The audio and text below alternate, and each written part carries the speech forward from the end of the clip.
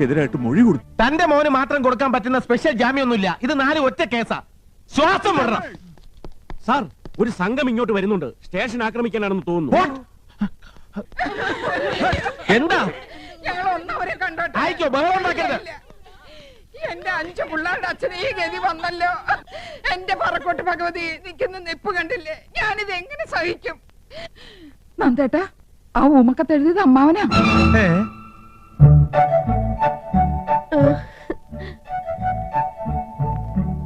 എന്റെ പൊന്നു ചേട്ടനെ പോലീസുകാര് ഒരുപാട് അറ്റാച്ച് ചെയ്തോ? എല്ലാം ഞങ്ങളുടെ തെറ്റാ. സ്വന്തം നില മറന്ന ആഡംബരവും പൊങ്ങച്ചും കാട്ടിയതിന് ശിക്ഷ ഇനിയൊന്നും ആവർത്തിക്കില്ല. ഞങ്ങൾക്ക് മാപ്പ് തരണം. സത്യം എന്താണെന്ന് ബോധ്യപ്പെട്ടപ്പോ നിങ്ങൾ ഞങ്ങൾക്ക് മാപ്പ് തന്നു. പക്ഷേ ഈ പോലീസുകാർക്ക് ഇനിയും അത് ബോധ്യപ്പെട്ടിട്ടില്ലല്ലോ. എള്ളോളം കളങ്കം നമ്മുടെ മനസ്സിലും ഉണ്ടായിരുന്നു അല്ലേ നന്ദേട്ട കൃഷ്ണേട്ട? അതാ സത്യം. അതായിരിക്കും നമുക്ക് ഈ ശിക്ഷ കിട്ടിയത്.